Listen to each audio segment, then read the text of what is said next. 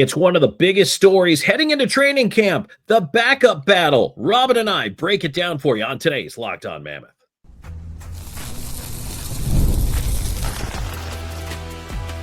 You are Locked On Mammoth, your daily podcast on the Utah Mammoth, part of the Locked On Podcast Network, your team every day. Hello, everyone, and welcome in once again to Locked On Mammoth. Thanks for making us your first listen each and every single day when it comes to the Utah Mammoth hockey team. I'm veteran NHL voice Tom Callahan, joined by longtime team analyst Robyn Leaño, and we are going to dig into the backup battle today. It's gaining momentum. It is one of the biggest stories in training camp for this Mammoth team. Who's it going to be, Ingram or Vanecek? We're going to break it down for you today. Plus, we finally hit 1,500 on YouTube. We're very excited about that. Thank you to everybody, our longtime everydayers, and of course, our newbies. We appreciate all of you. Thank you so much. And hey, while you're here, like, follow, and subscribe. If you haven't already, go ahead and hit the subscribe button. And then if you're on YouTube, click the bell, and you'll get notified when new episodes drop. But Robyn, we're going to talk about our plans now to celebrate 1,500. So stay tuned for that towards the end of the show. We'll talk about that a little bit. But Robyn, there's a lot of big stories heading into training camp. And now that we're into September, I think it's important that we jump into these. Want to remind everybody today's episode brought to you by FanDuel. Download the FanDuel app now by visiting FanDuel.com and win $300 in bonus bets if your first $5 bet wins. So Robyn, for those who may not have been following the saga, very brief, 10-second breakdown. Connor Ingram and Karel Melka were battling last year. Ingram enters the Players Assistance Program. Now, we don't know what it was for. It's completely confidential, but we do know he was away from the team, has now been cleared to return, but has not played hockey, NHL hockey, in a long time. Veggie does I'll say, admirable job as the starter and is handed a starter's contract. So, starting job assigned. Now, in the offseason, the team goes out and signs Vitek. Vanecek, who is the backup for the Florida Panthers, won a Stanley Cup, has had experience as a starting goaltender with the New Jersey Devils, actually carried the load for them and had a very good season for a year. Now, Robyn, I've been digging into the stats this morning, taking a look at this, but we have Ingram versus Vanecek set up as one of the biggest battles we're going to see. It's going to be an interesting battle because, again, you're having somebody who has served as a backup in Vitek Vanecek, at least in the recent memory. But at the same time, under the same breath, Vanecek hasn't played a whole lot. He played a very his, especially in the Stanley Cup playoffs. I don't think he played a single game. So you could probably take a look at that and be like, you can split hairs here. Then you got Ingram, who, as you mentioned, was in the Player Assistance Program, hasn't played a game since he entered. And the question was whether or not he was going to be able to be ready for the season. Of course, spoiler alert, he is ready and got cleared to play. But now we're in the situation where one of these guys is going to be either the 1B or 2 for the Utah Mammoth, and the other, well, who knows? Robyn, I'm going to go out and say this ahead of time because I know where I'm kind of going to go with this, but I need to make this clear to everybody listening. My most important concern is that Connor Ingram is okay, is living his best life, and no longer needs, after this, to go back to any assistance program. Yeah. I hope he's got his stuff together. And I think we all do. And as a human being, I 1,000,000% support Connor Ingram. So I want to put that out there because as I get into things, I know there's some fans out there who will listen. If I say anything negative about Connor Ingram, this is not about Connor Ingram, the man. This is about Connor Ingram, the goaltender. And it's about Vitek Vanecek, the goaltender. Okay. Right. There are pluses and minuses to both. So I just want to be clear on that. No, you're absolutely right. And I do want to point out, I did read a comment, by the way, on YouTube the other day when we talked about kind of a little bit about this situation when we said that Ingram was cleared to return. And this person kind of I had to agree with them in some sense where they said there was a little bit of a concern. It's like, look, with Ingram, you're glad he's back. You're glad he's okay now, but it's the second time in in a very short period of time in the player assistance program, previously out for also mental health. It's at what point do you say, all right, we need someone who can play a full season with us, or is it just let's focus on how he plays hockey? To me, I mean, I'm hoping it's the latter. Well, that's what it has to be, right? I mean, it's again, I 1,000,000% support the person, but if I'm trying to win a Stanley Cup, okay, and I'm running a team, the decision has to come down to on-ice product for me. That is the important basis here, and that is what I'm judging this on. It's, look, I've been through a lot in my life. I know you've been through a lot in yours. Oh, yeah. We know that there are some people who are supportive and will always be there for you. There are those who say they're there for you, and then their hand's not there when you need it. And then there are the other people who completely turn their back on you. That will not change, whether you're playing NHL hockey or if you're stocking shelves at the grocery store. Like, that doesn't change. That is life. So to concern ourselves with the on-ice product is the most important thing here. And I'm going to start, Robyn, by saying a couple of different things. And you know what? It's kind of fun. So I go to a lot of different stat sites, but one of the ones I like the most is hockey-reference.com because they do a lot of breakdowns. And I like that kind of stuff. I like to get into that. What kind of grabbed me to start with is Connor Ingram and Vitek Vanecek have one similarity in that they both had one glorious season. And now the supporting work around that, I think Vanecek has had a better supporting career. He had better numbers earlier in his career. He has posted 3 straight 20-win seasons and had a 30-win season in the past. Connor Ingram, you can argue, number one, his playing career has been disrupted twice, as Robyn mentioned, by the player assistance program. Never really got a shot in Nashville and wasn't going to, behind Pecorine and then UC Saros. There was no room. So ends up in Arizona, has really only played 3 seasons in this organization, had, again, one good year, 23 wins, and an impressive 6 shutouts. But now, Robyn, the question we're asking about both of these guys to start, are they as good as their best season, or were those flash-in-the-pan seasons? Have they peaked? Are they beyond their peak? Or do they have better yet to come? It's interesting because one of the things I want to point out is when it comes to Connor Ingram, and I'm taking a look at, the 23-24 season, so the final year in Arizona, where Ingram actually took the role as a starter because Veggie was actually not playing so well. And we actually questioned what, where things were going on that. And there were a lot of issues we were questioning about Veggie at that time, and Ingram took the starter role. And Ingram actually played well. Mind you, that was still a rebuilding Arizona team. And Ingram was part of that gauntlet of going through, I think, it was like 7 straight games against each of the last 7 Stanley Cup champions or whatever it was. And they won every single one of those, or whatever it was, which was an incredible run. And you credit Connor Ingram to an incredible run as between the pipes within that period of time.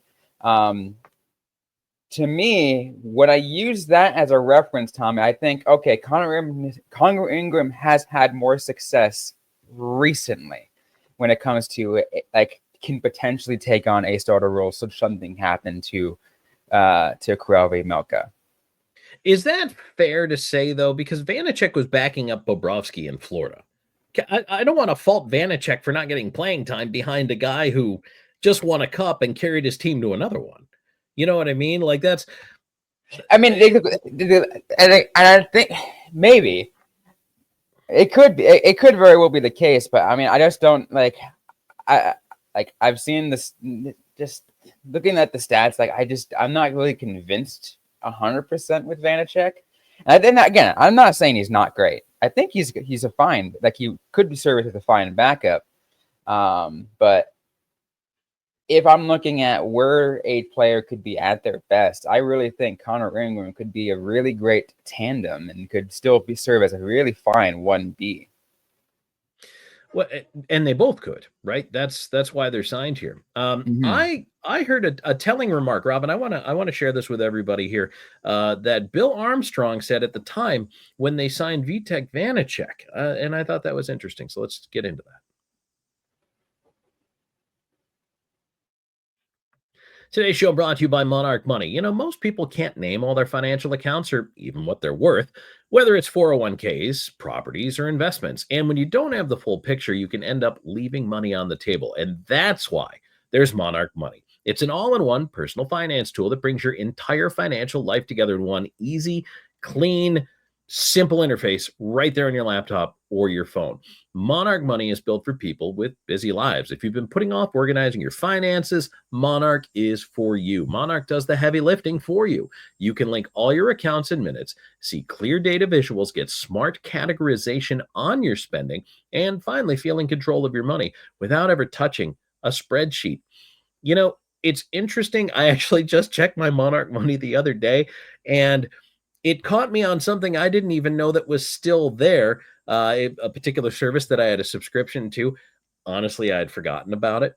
And I checked back in with Monarch and it reappeared this month. And I said, wait a minute, I thought I got rid of that. So it's actually kind of huge for that. It caught me on that, which is something I thought I was good at keeping track of. Apparently not good enough. So keep that in mind. It also helps you maximize your investments. It increases your savings rate. You can review your finances with your partner or with your financial advisor if you have one, and keep a clear view of your financial health, not only week to week, but long term. Don't let financial opportunities slip through the cracks. Use code LOCKEDONNHL at monarchmoney.com in your browser for half off your first year. That's 50% off your first year at monarchmoney.com with code LOCKEDONNHL.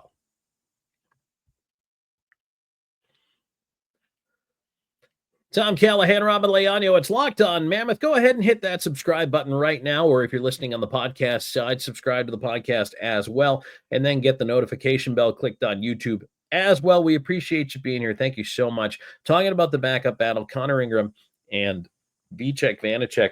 Robyn, I think back to when they signed Vanecek. And Bill Armstrong had this to say, which I thought was really interesting about Vanecek. Now, Corey Schwab is the goaltending consultant or coach or whatever they call them these days, guru for the Mammoth, high potentate. I'll just keep going with titles. Schwab, I think, had a lot of input into them bringing in Vanecek because Armstrong said that he felt that with the guidance of Corey Schwab, they could get Vanecek back to what he was in New Jersey. That is interesting to me because if you don't know, so there was one season. So Vanecek started in Washington when Washington was still trying to figure out goaltenders, and he had pretty heavy work there, 21 wins, 20 wins. But in New Jersey, 22-23, he won 33 games, went 33-11-4 with a .911 save percentage and a 2.45 goals against average. Now, that is the season, much like you referenced earlier, Ingram's 23-win, 6 shutout year. That is the season that they're looking at and saying, we think we can get Vanecek back to that goaltender. Now, to have that kind of confidence in the player coming in, and he's been working with Schwab over the summer, they've been videotaping things back and forth and having discussions. Robyn, I feel like the Mammoth had a lot of hope in what they feel could be an incredible Czech tandem in net. Now, of course, this is with unknowns with Ingram, but even now that we know Ingram's on his way back, I feel like the way they laid it out for Vanecek was it was probably his job to lose. Would you agree with that? I feel like based off of that information, yeah, absolutely. There is that level of aspect, which you can easily forget about. Honestly, like one of the things I don't think about is that it is what these goalie coaches can do. Because I mean, Schwab's been around the organization for a while, and you see what he's done with some of the with some of the goaltenders in the past. And I mean, they have brought them back and kind of brought them. I mean, I mean, Schwab was one of the reasons why Ingram was able to actually have a good season a couple of years ago. To me, that just elevates the battle. I think it makes it even more interesting. You can really see that both of these players could put out for a battle. Yeah, maybe it's at time of signing, it would be Vanecek's to lose. But again, with Ingram coming back, I still think there is not only a recency bias, but also maybe a little bit of a loyalty bias. I mean, he's been around he's been around these guys for Ingram has been around the guys for a little bit longer, of course, which is, again, he's been around for 3 years at this point. Right. And it's always better to go with the devil you know than the New Jersey devil you don't, maybe. And so here's the other thing. Okay, so there's organizational bias towards Connor Ingram, let's say. There is value to goaltenders getting along. Mm-hmm. And to that end, you might say, well, Ingy and Veggie have been together for several years now. However, the Veggie Vanny combo here, these guys were together on the national team. They both Czech. They can actually speak the same language. If they need to hurry up and discuss something, they can. And Vanecek actually talked about that over the summer. He said, you know what? I think it's going to be cool to have another Czech goaltender that I can actually just talk to.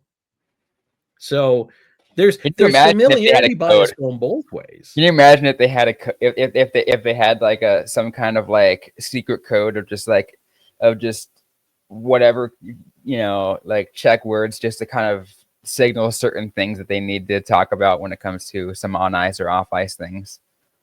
I mean, and it's well, first of all, I will say this, it probably does make it easier because anyone who speaks another language will tell you generally, until you reach a crazy level of fluency, you think in one language and then have to translate it to the other when you're talking. So until you are able to think in the language you're speaking, it can be a little difficult. And look, TV timeouts in the NHL, you have basically 60 seconds to talk about what you need to talk about. So I think that could be a helpful situation there. I know people don't think about these things, Robyn, but this is all the little minutia that goes into stuff. If you're trying to convey, hey, your angles are a little off. Hey, watch that right post. Hey, watch that winger on the far side. He's sliding loose from the D. Like, if you're trying to talk about those things in 60 seconds, it's a lot easier to do it when you can communicate clearly and quickly. And that's absolutely a fair point. And I think that would make it, and that would be for a very interesting addition too. There's so much going on here. There's layers to this. At the end of the day, Ingram has missed parts of a couple of seasons, but let me give you their full-on career totals. So Ingram in 4 NHL seasons has played in 102 games. 99 of those have been starts. He's 39, 44, and 15 with a .902. Not bad. And a 3.14. Now, again, that was on previously a Coyotes team that was pretty awful. And honestly, Utah needed to be better defensively this year. Let's not mask that. Like, he has not played on great defensive teams. Now, for Vanecek, 188 games played, 176 of those have been starts. 96, 56, 21. Also with a .902 save percentage. Not bad. 2.83. Better goals against. So just on those numbers alone, Vanecek's got more starts, more wins, a well above 500 record. And again, Robyn, this is a player in Vanecek who played for the Sharks a little bit. I don't know if you had a chance to watch when he was with the Sharks before he was in Florida this year. I think he played 2 games with San Jose? It was, so let me look this up for you. In the 24-25 season, he ended up with 18 games and went 3-10 and more than I thought. 3-10-3 for a Sharks team that was. I mean, that Sharks team. Rough. No, it's rough. So this is where we're at coming into this backup battle, and I'm interested to hear everybody's thoughts on this. Look, they're going to have to fight it out on the ice. The question, Robyn. So let's kind of leave with this: do you think that there is an early leader in the clubhouse before they take to the ice, or do you really believe this to be a coin flip battle? Or is the organization going to look at Ingram and say, you know what, we're going to bring you along slowly. We're going to anoint Vanecek the backup for now and let you find your game again.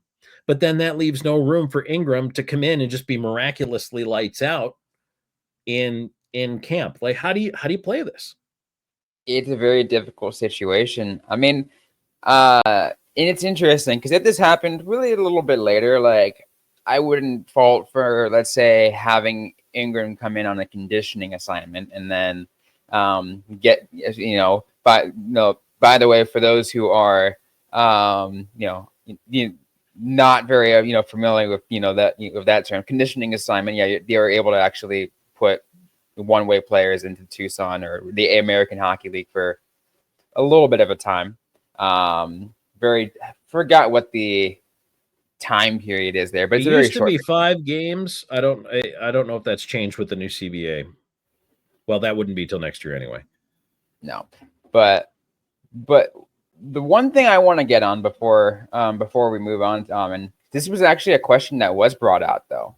It was a question that was brought out that I feel like it does need to be addressed because, like, not a whole lot of people know about it, and not enough people might understand it. So it might be a good question to answer here. And someone's like, why not have 3 goaltenders? No, and not a bad question, a good Right. one. I'll tell you what, Robyn. Let's jump on that here on the other side of the break, and we're also going to talk about our plans. We hit 1,500 on YouTube. We're going to celebrate it. We're going to tell you how in just a moment. All right, today's episode is brought to you by FanDuel. The NFL season is just about here, and FanDuel is making sure you're ready for kickoff with a can't-miss offer. Right now, new customers can bet just $5, and if your bet wins, you'll win $300 in bonus bets to use across the app. I use FanDuel for just about everything I use when it comes to sports betting because it allows me to take a look at everything from player props, building a same-game parlay, and even jumping in live on the as the action unfolds. One of the things I absolutely love to do is just make bets on how my fantasy players might do on my fantasy league elsewhere, so I can say, hey, you know what, I'm going to double down. I think this player is going to do well today, so I'm going to go ahead and do it. FanDuel makes it easy to kind of help keep track of all those things. So are you ready to play? Download the FanDuel app by visiting FanDuel.com to get started. That's FanDuel.com to place your first $5 bet. So I'm Callahan and Robyn Leaño, Locked On Mammoth. Thanks for joining us here. It kind of makes sense, Robyn, that players you follow anyway in your fantasy leagues, you would kind of use that knowledge to your helpful benefit. Let's talk about we'll wrap up the backup battle. We'll talk about our plans for 1,500 in a minute here. So you asked the question, why not carry 3 players or 3 goalies? Can you? Yes, some teams do. Absolutely, they do. It's kind of like carry 3 quarterbacks in the NFL. The roster space is always limited, and that's the question. So in the NHL, you can have up to 23 contracted players on your NHL roster. Most teams don't carry 23. They will carry 21, maybe 22, leaving that spot open for just in case and some issues and emergencies. Plus, Robyn, your cap health, because if your player's on your roster, they're counting against your cap. Now, neither one of these guys are super expensive, but that is a consideration as well.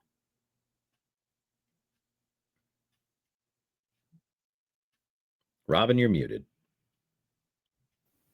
Thank you. No, it's interesting. We don't see it very often, right? So we're 3 goaltenders are put in place. I feel like the last time we've seen like 3 goaltender rosters were mainly for, like, I want to say it was that COVID shortened season, the 2021.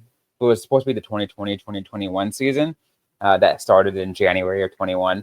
And I want to say that it's interesting because I remember when I was covering Arizona that year, where I was like, Arizona might have the best goaltending tandem that year because they're able to assign 3 goaltenders up with the NHL squad, and their depth chart showed Darcy Kemper, Antti Ranta, Aiden Hill, which I called the 3-headed monster because, like, you're going to have 3 goaltenders who can play in a starting position role at any given moment. I actually had enough faith in Aiden Hill at that time. I feel like he grew enough. And I mean, that's just spoiler alert, by the way. Arizona did not utilize it as I had hoped, but it's been done. But again, that was during a season in which they modified the way rosters can work for travel purposes. So I just don't see it working in a scenario like this because it's a lot, and then because that's too much game to split. Excellent point, and that is exactly what I wanted to mention. Here's why I wouldn't do it, is because, especially for Connor Ingram, I feel like the best tonic for him is playing games. It's not doing him any good sitting there. Vanecek could be an excellent backup and will get enough rotation in Utah. Honestly, Robyn, for me, Connor Ingram needs to play more than anything else. Not only to say I'm back, I'm healthy, but then also as an organization, I'm going to monitor how he handles the stress of a season, of a starter's load. I want to see what he does.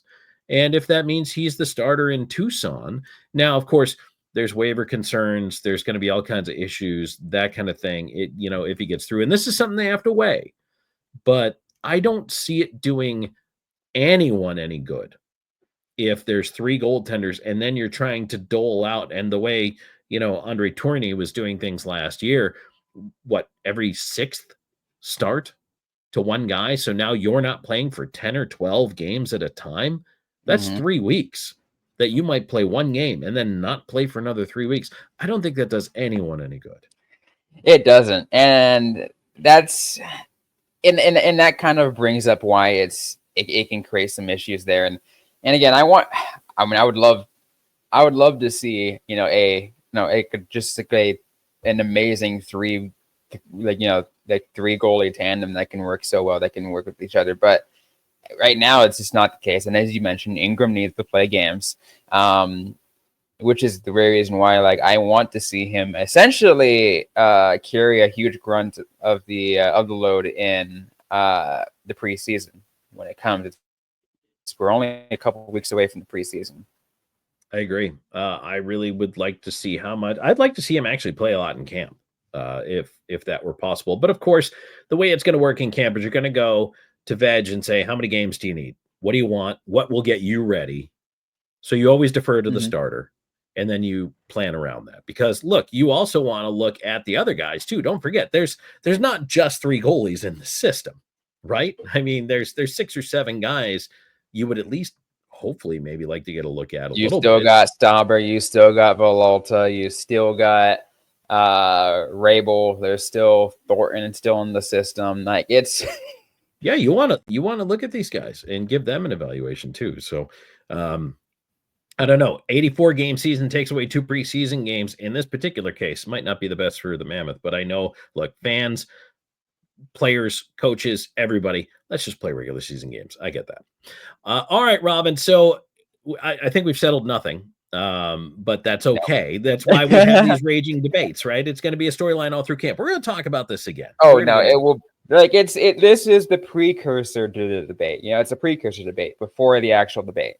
Yes, absolutely. It's the pre-debate. It's the appetizer debate before there the main course debate. Yes.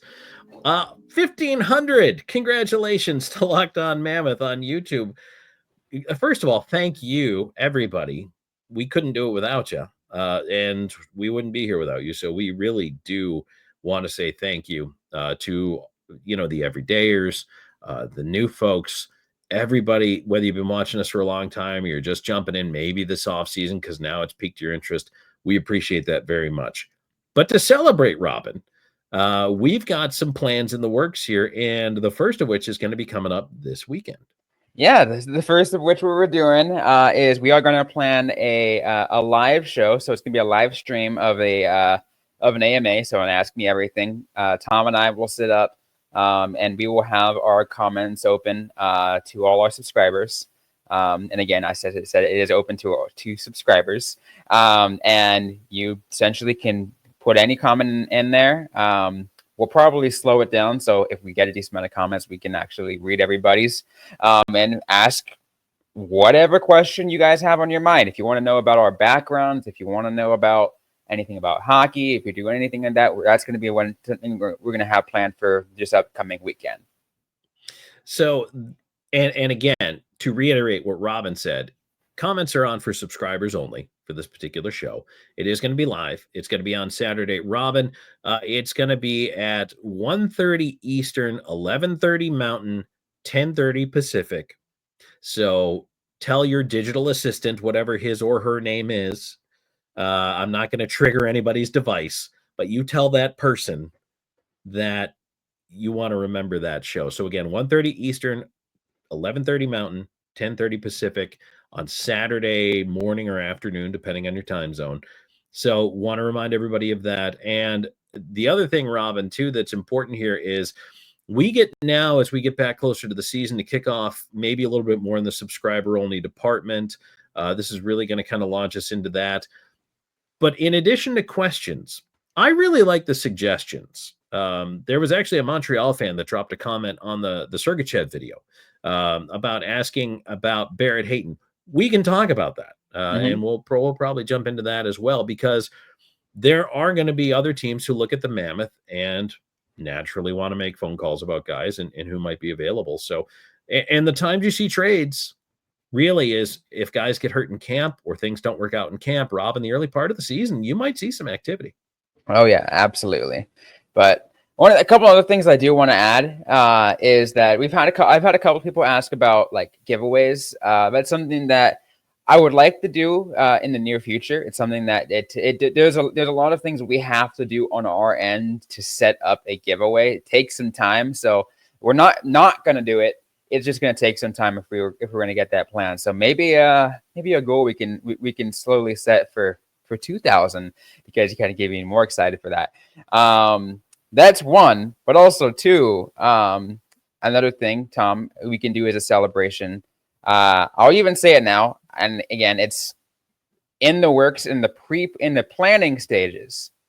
But there seems there could very well be an appearance of Robyn Sparkles and Tom Callahan in Salt Lake City come in, what, about 5 weeks from now? Yep. We're working towards that as well. And, Robyn, the other thing we said we were going to do this year, because folks asked for them, is more lives. More lives. So we are absolutely going to do more live shows this year. And if you want to contribute a comment on top of that and say, I'd like a live pregame, I'd like a live postgame, I'd like a live once a week AMA, like what do you want out of a live too? That's important for us to know, because we can do them for a month and then look back and see what was successful. But if we know ahead of time, hey, this works for you guys, that helps us out too. It does help us out. Yeah, absolutely. So, Robyn, if they want to comment to us, where can they find us on social media? Yeah, if they want to, outside, of course, our YouTube, if you want to find us on social media, we're just about everywhere. At Locked On Mammoth is our handle, and that applies to everywhere, on Twitter, on Instagram, on TikTok, whatever you guys want to find us there. You can find me personally, mostly active over on Twitter at Robyn_Leaño. And you can find me on Blue Sky at Tom Talks and on Twitter at Callahan on Air. And of course, feel free to reach out to us at absolutely any time. Thanks for joining us once again, everybody. We'll talk to you next time. This has been Locked On Mammoth.